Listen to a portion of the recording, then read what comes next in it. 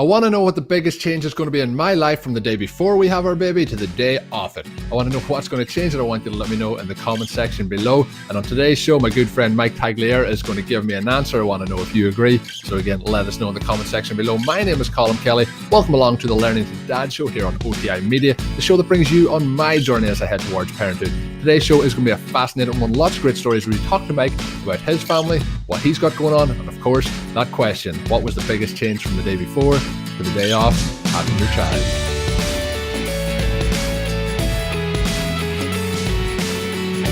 So I'm delighted to be joined now on the show by my friend Mike Tagliere. We're going to be talking a little bit about his family and what I need to know, and just, I guess, the formalities need to be done first. Mike, welcome along to the show.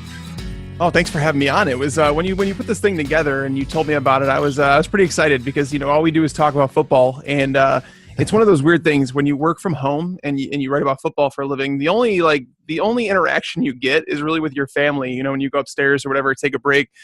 So it's nice to be able to talk to someone else about something that's non-football related. Not that we don't love football, but it's nice to get a break sometimes.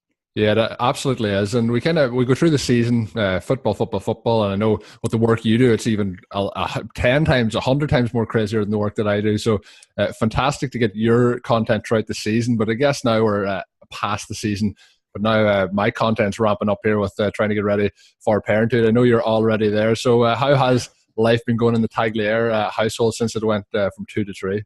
Well, it went from 3 to 4. So my daughter, it's funny because most people don't know about my daughter because she was in her younger phases when I wasn't in the fantasy football industry. So she's 15, and then my son, obviously he was born. He just turned 1 not long ago. So it's a ride, man. And it's so funny. Literally just before we started recording this podcast, my daughter just broke up with her boyfriend, legitimately right upstairs. I went upstairs to grab some water before we started recording, and she pulled me aside and she's like, I just broke up with him. And it was one of those sad times because they've been together for 8 months. And I know it's just her first real boyfriend, but it's pretty crazy how nonchalant things were. She was just like, yeah, I had to break up with him. And I felt really bad about it, but that's one of those parenting things that I guess that you have to deal with. So. Yes, I guess, like you mentioned, a lot of people didn't know. I was very, very much aware of baby number 2 than baby number 1. Slipped past my guard, obviously pre-Twitter even been invented. But obviously the age difference too, that's bound to be something that took a lot of time. You've kind of probably thought, yeah, we have the kid raised and we're kind of moving along in that direction. And then there's another child and it really takes you all the way back again. So you're at both ends of the spectrum there.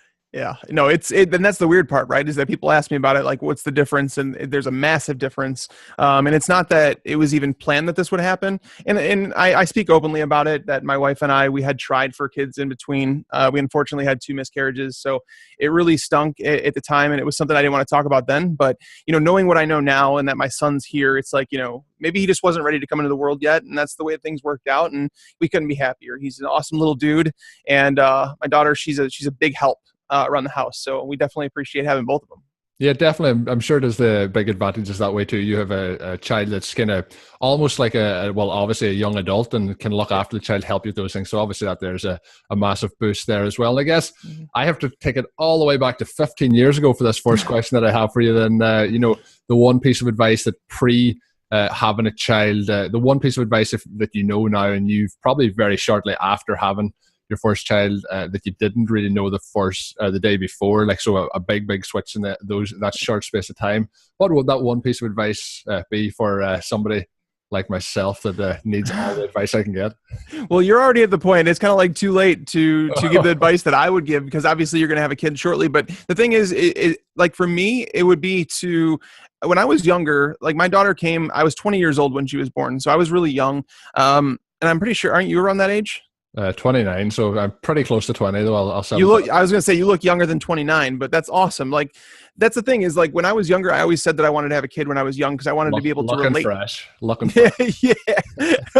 I wanted to be able to relate to my kid, and that was the thing. Is just at the same time, my advice would be to cherish those moments, because when you're that young, when I was 20 years old, I don't remember a lot of the first moments that my daughter had that I do with my son, just because I'm at a different point in my life. I was, no matter how mature you think you are at 20 years old, you're not, because it's at that point where you think you know everything. You think that you take these experiences for granted, where it's like, Yeah. my son, when his first tooth came in, it was just like, oh my God, he's actually growing into a mini adult, when I've already been through it with my daughter, but it was so long ago and I was so young. It would be to cherish every moment and just to understand like the significance of everything that's taking place, because it's something that I obviously don't take for granted, after going through everything that we've gone through. Yeah, and I think as well, when you mentioned the gap, there's bound to be huge changes even, and having that situation where now we have camera phones, social media. There's so many ways of kind of detailing all those different aspects of life as you move through it. Taking the first pictures of the child on your cell phone and that, but back 15 years ago, that really was a little bit of a different situation. So you didn't get to document it probably as much. And you mentioned what you learned from when you're kind of 20 to your age now, and like I'm 29, like when you look back, even when you're 25, 26, you really don't know all that much that's going on in the world. It really takes time to really, like every year, I wonder, is there a stage in your life where you start to think, yeah, I really know what's going on? Or maybe people who are 50, they'll be saying, when I was 40 and nothing. Do you think we ever know what's going on?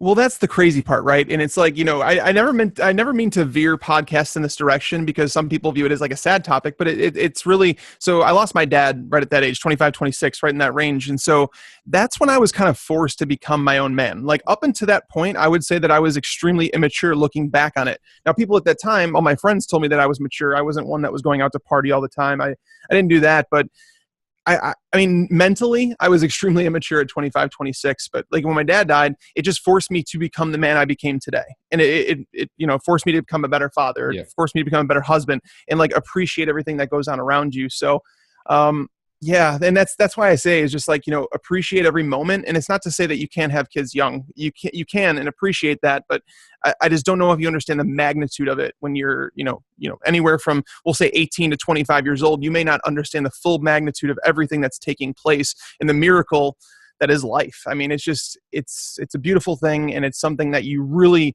will learn to appreciate as you get older. So don't be afraid of those people saying that you can't have kids after 30. You can. I'm kind of living proof of that, and I would say that it's almost a better experience because you relish everything, like you just understand everything so much more. Yeah, and everyone, like people having children are getting older and older all the time. Like, this is our first child. We're both 29. So, but that was kind of the plan all along. But yeah. You mentioned, when you were 20, you had your first child, and then obviously the second child 15 years later. So there's a lot of differences there in what you would have learned and what you would have thought. But there'll be people maybe watching the show that are young and they're having children. Maybe they're 19, 20, 21, 22, and they kind of need some advice. Is there any advice that you have for somebody at that kind of age, at the younger age of the spectrum, that, what they can do to help get through that time? They might think that we're too young to be at this stage of our life. Take videos. And I think you mentioned it, that, going back to when I had my daughter, it was just, things weren't like, video was hard to come by. Like the phones that you would take on, I mean, honestly, I'm trying to go back. And that was like, so let's think, that was 2002. I don't even know if there were camera phones at that time. I don't think there was, but if there was, it was really grainy and you couldn't see anything. And nobody wants to carry around a giant camcorder, back in those days, which is what you had to do. So I would say to take advantage of all your social media stuff, like posting those things, because you'll look back and be like, oh my God, like I look on my phone now and I see all these pictures of my son and I'm like, wow, this was a year ago now. Like it's kind of crazy how fast time flies. And I'm trying to take more videos of my daughter and my son together now, because it's something that I think both of them will appreciate as they get older.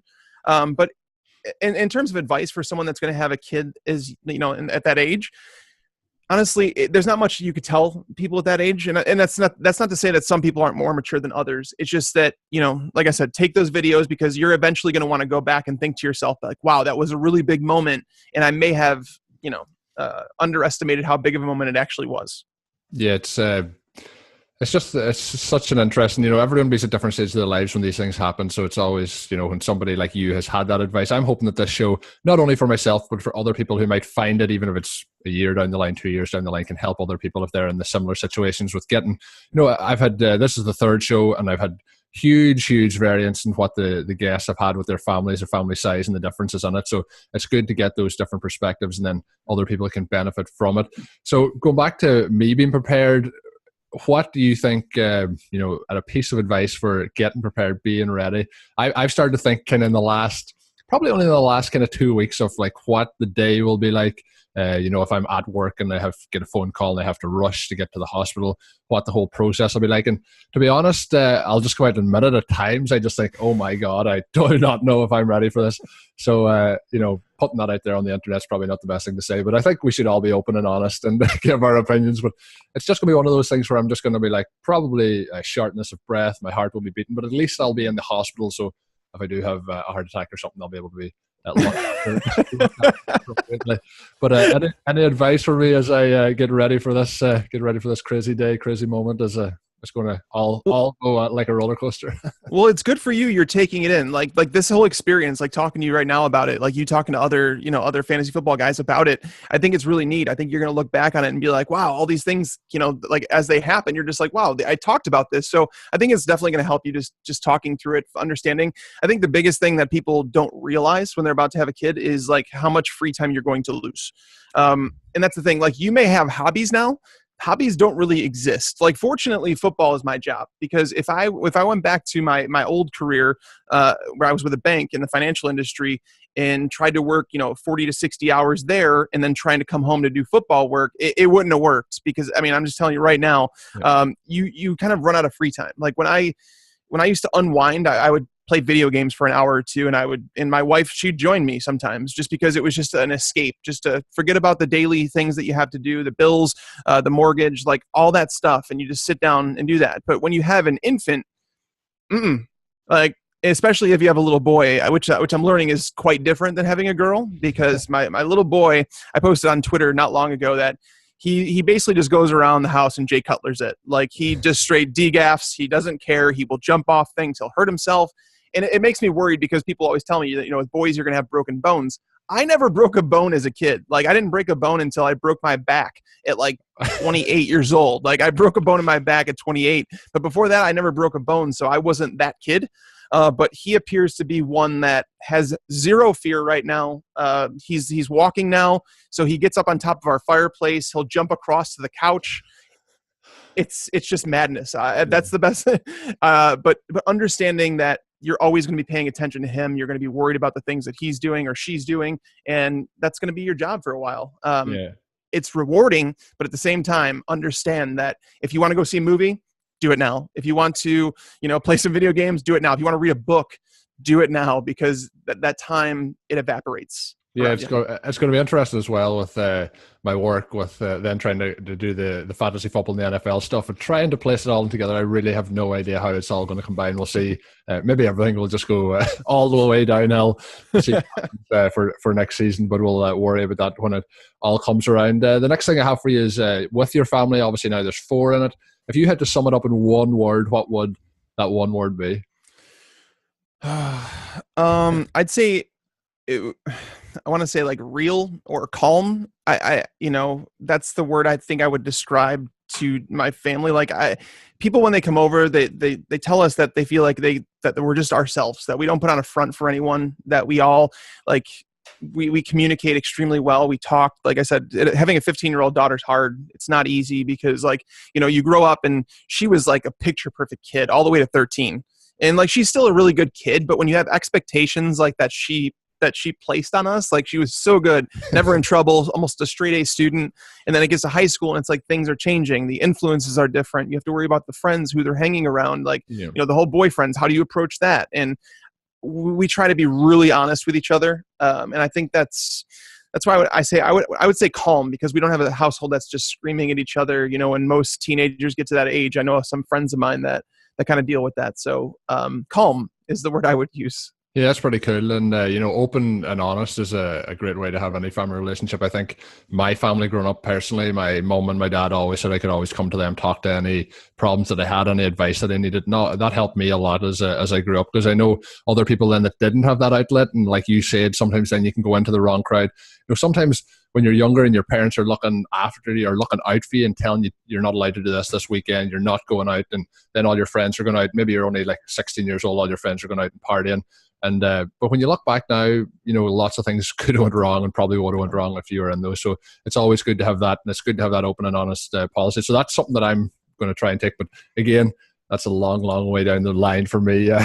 Well, there is a long way to go, but there's a fine line there, though, and it's one that I think my wife and I walk along. Like we try to, like, obviously there has to be the one person that's the one that's like that'll put their foot down, and that's obviously me being dad. But it's really tough because you want to keep an open line of communication so that you could talk to your kids, but at the same time, when they get to those teenage years, you don't want them to be able to talk back. And the fact that, like, I need you to go do this right now, and it's like, well, why do I need to do that? Like, I just did this or whatever. And it's just like that open line of communication can only go so far, as to where you have to remain the parent, but don't cross over into that friend territory, because in the end, you have to be a parent. You have to do what's best for your kid. And even though your kid might not think that it's the best thing for them at the time, ultimately, I tell my daughter this all the time. I'm just like, look at me. I was like, what would I have to gain from telling you something that you don't want to hear? And she's like, well, nothing. I'm like, well, that's my point. I'm literally telling you with nothing to gain. I'm just telling you my honest, true feelings about it. And that's why, even though they won't quite understand, but it's a journey, man. And like I said, you have a long way to go before that point, but keep that in the back of your mind. Is just that there's a fine line in between there, and you'll figure it out.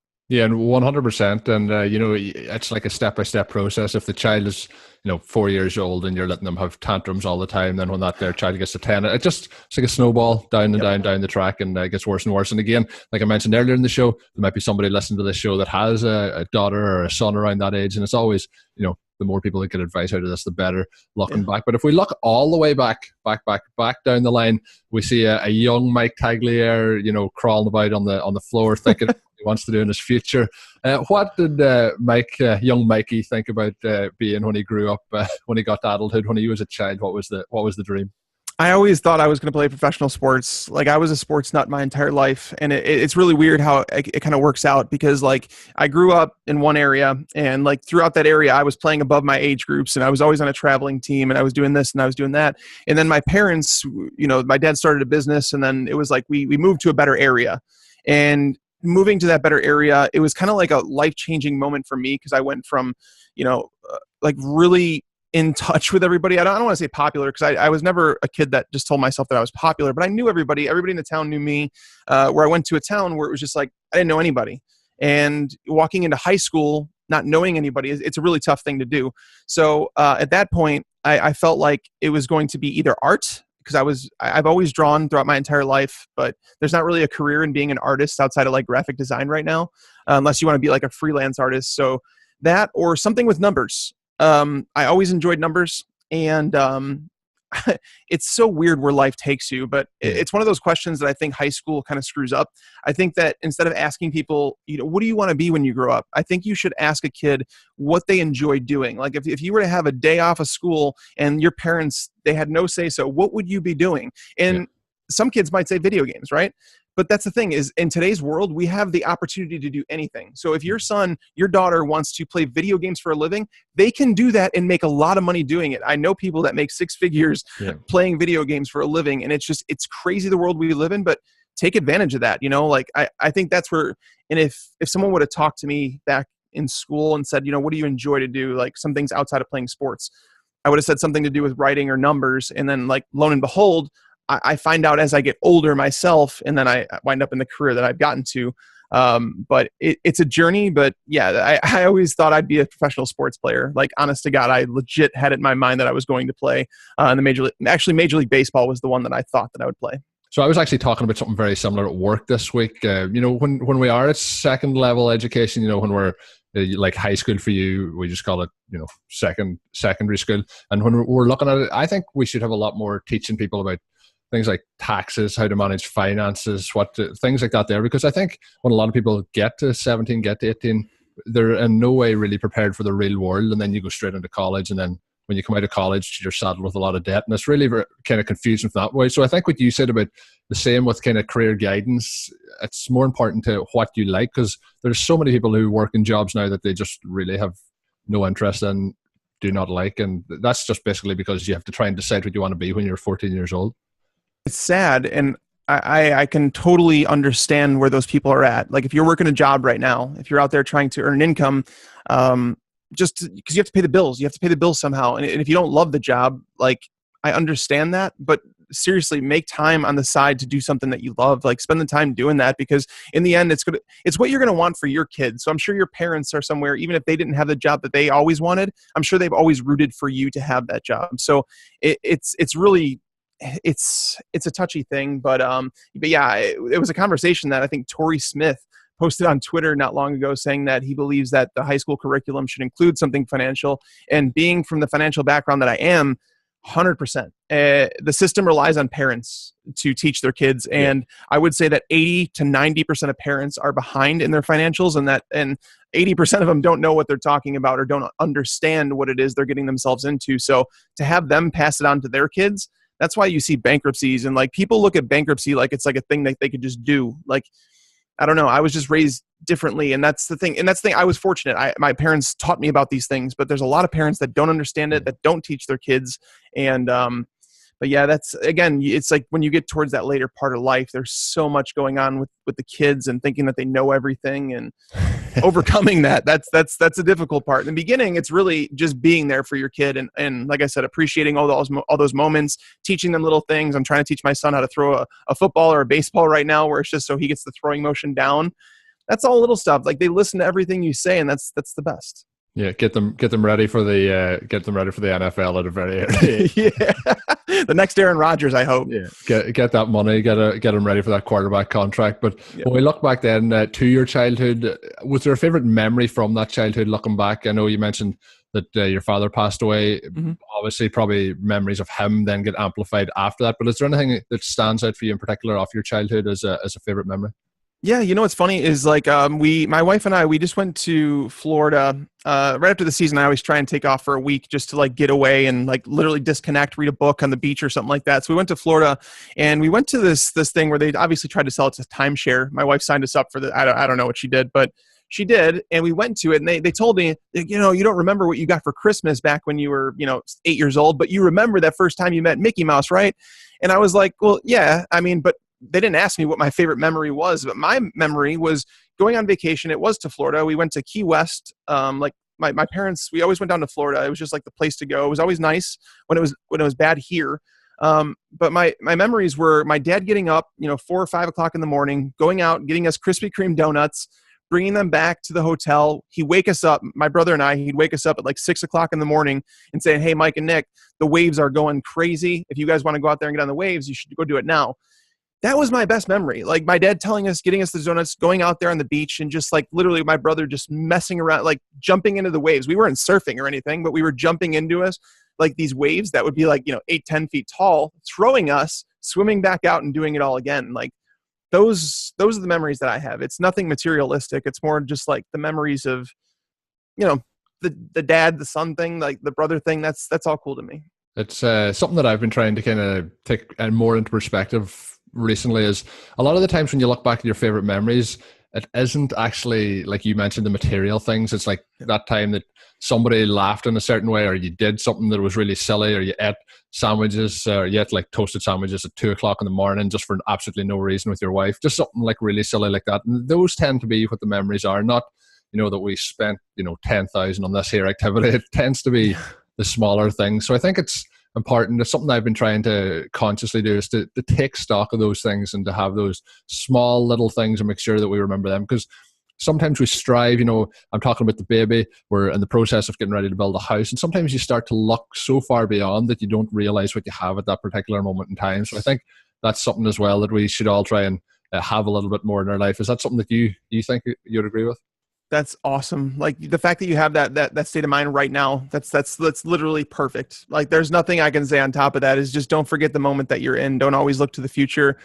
You obviously have to keep eyes there, but live in the moment.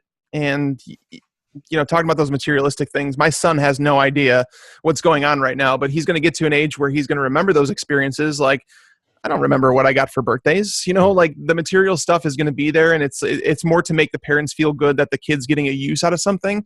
But yeah, my wife and I are that way. And honestly, I've gotten that way even with like sports stars. Like when I was younger, I always wanted autographs of my favorite players. And, then eBay came around and I was able to order them online, and then I get them and they just sit around and collect dust. Yeah. Where now it's like, I want experiences. Like that's all I want. So if I have a chance to go do like a VIP thing to meet my favorite band of all time, I'll go and meet them because that's a cool experience to me. And I can care less about autographs now. Like kind of like they're just like secondhand to me. Where like I met Pete Rose. Like I was in Vegas not long ago for our Fantasy Pros for our like company trip, and I saw Pete Rose, and everybody was like so shocked, and they're like, "Oh, I want to ask for an autograph," and I was like, "I just want a picture." So I went over to him and asked for a picture, and I got a picture with Pete Rose. So it was cool. But yeah, experiences. Even with your kids, even when, you know, they're going to remember if you take them to a hotel to go swimming. I know my daughter did that. We took a weekend trip just to go out of state, and we went to a hotel that had a really nice swimming pool. And like, she still remembers that trip to this day. And I think she was 6 when we did it. So those are the little things that your kids will always appreciate. Yeah, I agree. And you mentioned, you know, getting photographs. I like, you know, I have a lot of autographs, but the advantage for me is that I was at the place at the sporting event, was able to meet the person, get the autograph at the time. I would often, you know, camp out outside a stadium or that, and then if the players come out, sometimes you were lucky enough. But the ones that I have that I didn't get, they're just sitting, you know, you don't care about them. But even the ones that I have that I got myself, they sit there and I'm not all that. But what it does is it reminds you of the time that you met that. It's the memory of meeting the person or getting the autograph rather than the actual autograph itself.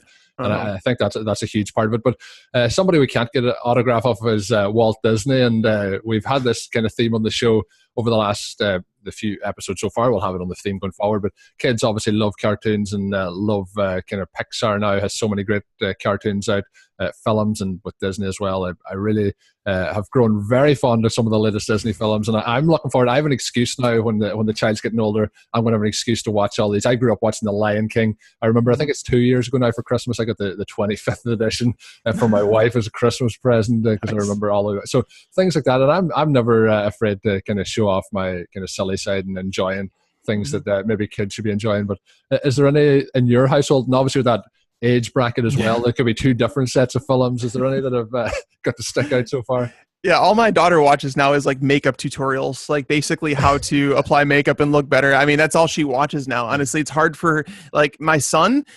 He's not to the age where he really sits and watches anything yet. Like obviously, so my daughter, what I tried to do, and it worked, like hands down, I tried directing her towards the angle that something I could try and watch with her. So she watched SpongeBob as a kid. Like she loved SpongeBob. And it really worked for me because there's hidden things inside SpongeBob that are, you know, it's a kid's show, obviously. Kids can watch it. They love it. But there are so many adult references in that show where you can get a kick out of it as an adult. But like Minions, I think Minions is probably one of my favorite ones to watch. It's just, I don't know. I enjoy those feel-good movies, like you mentioned, like the old school stuff, like Lion King, Aladdin, all those. Those were back like the classics. I've fallen behind on my Disney movie watching, where I don't really know the most recent ones, but I'm sure I'm going to find that out soon. But you're going to learn with every kid's different, right? Like some kids will sit there and they won't necessarily watch the movie, but they'll listen to it. My son is at the point in his life where I think he's into music more than anything. The babysitter that we have for him, the first day, she's like, your kid loves music. And because no matter what, like if it's The Office, like a TV show, a jingle, he'll start dancing. Like as soon as it comes on, like as soon as he hears it, he likes music videos. Like every time with music, he's always moving, and like it just makes him smile. So it's like, we think to ourselves, right? Like every parent thinks their kid, like they might be like, oh, he really loved this as a kid. Like we can clearly see, and everybody else around us can clearly see, my son loves music. So I don't know if that's going to take him where he wants to go. I never had the musical talent to do what I wanted to do. I love music, but he apparently has a feel for it. At just 1 year, like ever since he was, I think 9 months, he's been starting to like sway and dance to music. So music's a beautiful thing. So I'm happy for him. It's I done some music, and I wouldn't call it a career back in high school, and I was a singer for a brief time, and it was not good. Do not go back and look at this. Nobody wants to see that. Nobody's ears deserve that punishment. Maybe, you know, if you're in solitary confinement, we'll pump that in there, but anywhere else, I don't think you deserve to listen to it. But, you know, you mentioned, I think one of the reasons I like the kids' cartoons or the kids' films so much is they have to be made so the adults will take their kids to see them, and they have to have that there. Otherwise, if the adults won't take the kids, they're no good. So I think a lot of the time they put a lot of work into the storylines, into the how it looks. And I think there's a lot of absolute trash being pumped out into the cinema over the last kind of 10 years. So I think they put so much effort into these, and I think that's why I tend to like them. And speaking of cinema and films, I went to see Black Panther yesterday. I don't know if you've seen it, Mike. You mentioned not getting to the cinema too much, but it was absolutely awesome. For anyone out there who likes comic books, definitely go and check that one out. And I suppose we have to look at a few more questions back to my side of things. I need as much advice as I can. Is there any other advice, if you going down through your little book of 101 of fatherhood, is there any other pieces of advice you have sitting there that you want to dish my way? Well, you mentioned, you're wondering about the day, what it's going to be like when you go to the hospital. Are you going to be at work and all that stuff? Like, you're going to be prepared. Like, trust me, you're going to be okay. You're going to be excited. You're going to get there. But what I would say is, knowing those days coming up to the due date, like my wife, they knew if she didn't have the baby by a certain day, they were going to induce her. Yeah. So fortunately, we had somewhat of an idea. Sleep as much as possible before then. Like get as much sleep. If you can sleep I'm not the type of person that can sleep for more than like 8 hours, but if you can, do it, because for the first few nights, you're going to want to let your wife sleep. That's the thing, is like the baby's going to sleep more than usual, but at the same time, it's in small increments where you're going to be getting up in the middle of the night and it's going to be rough. But in regards to, and that's the thing, but in regards to your job, like you said, your job with football and then the baby, there's going to be so many things. And it's something that I haven't even perfected yet in terms of separating your personal life and work life, the balance. I struggle with it because, we work in a very competitive industry where it's like, I always told myself that I'll never be outworked. Like I'll always, I just want to know that I'm working just as hard as the next guy, and there's no guy that can outwork me and take my job. So I've always had that mentality, but at the same time, you have to understand, like you said, living in the moment, understanding I do have my dream job, but I also have a 1-year-old that, I need to take everything in and spend as much time as possible with him. And on top of that, my 15-year-old daughter, she's coming up on her summer break, in a few months, where it's like, this might be the last summer that I get to spend time with her, because she's gonna want to get a job. She's going to want to go out with her friends. She's gonna have a car after that.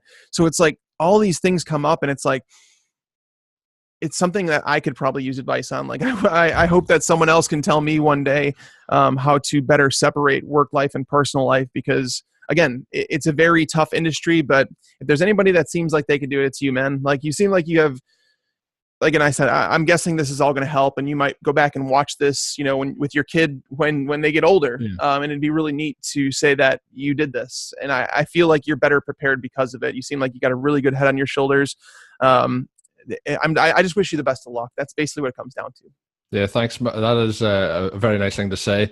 And, part of the reason I did it was just, I know I'm saying I want to find out stuff, but I also want to have a different side. People see a different side of the people in our industry, the fantasy football industry. Yeah. And also, I thought it would be a pretty cool thing to show, in 5 or 6 years, here's your dad looking up stuff to try and figure out what we were going to do as we tried to raise you. So there's a lot of cool stuff in there, but I'm going to flip it back on you one more time, and it's going to be, what is for you the best part of being a parent? You've mentioned the differences of the two. It's quite amazing to have that. I have one friend, and he was an only child, kind of like your daughter, all the way through till he was 18 years old. And then since that, there's 2 more additions to the family. So there was a big change for him at that stage. So I'd imagine there was a big change for your daughter. But when you go through the whole style of your family, everything that has happened, what is the best part for you about being a parent that I can look forward to? There's so much. The roller coaster of watching the person that they become, like going from thinking that your kid's going to be exactly like you to realizing that they're not. Like, they're going to be their own little person. And it's something really hard to grasp, because like my family growing up was entirely sports, and my daughter, she's just not an athlete. She just doesn't, she does cheer and stuff like that, but she's not someone who really enjoys competition as much as I did. But it's an adjustment period, but that's a beautiful thing, right? Is you get to watch literally this person grow up in front of you. And, we say, I remember people saying it when I was younger, coming over, for a party and being like, oh my God, Mike, I haven't seen you since you were like 6 years old. Like, you've got so much bigger, like, what's been going on? And it's something, again, that you don't really realize until you get older. The difference in like appreciating everything that happens. But I would say the best thing in parenting is watching a little person like literally just grow in front of you, like seeing every little thing, every little miracle, like seeing his first tooth, counting the next tooth, the first time he crawled, the first time he walks. And it's like all these little things, just watching them become something from nothing. Like, it's so weird. And it's pretty easy to get emotional talking about your kids and like, what it is. And it's hard to understand until it actually happens, right? Because I had my daughter 15 years old again. So she was 14 when my son was born. So, like understanding to start over, like having doubts about that, saying, you know what, we have Alyssa, she's, 14 years old. Like we're fine. We should probably just stop and just say, we weren't meant to have another one. And then when you have that other one, it was just like, you just realize how lucky you are. And that's the thing, is just, there's some people out there who I know that aren't lucky enough to have kids, and that's a really tough thing to deal with. But if you are lucky enough, like you're going to be, cherish it, man. Like seriously, it's a privilege to be a parent, and just molding them into the person that they're going to become. Yeah, that's awesome. And we did mention, Mike mentioned about what he is looking for in advice for having a 15-year-old daughter.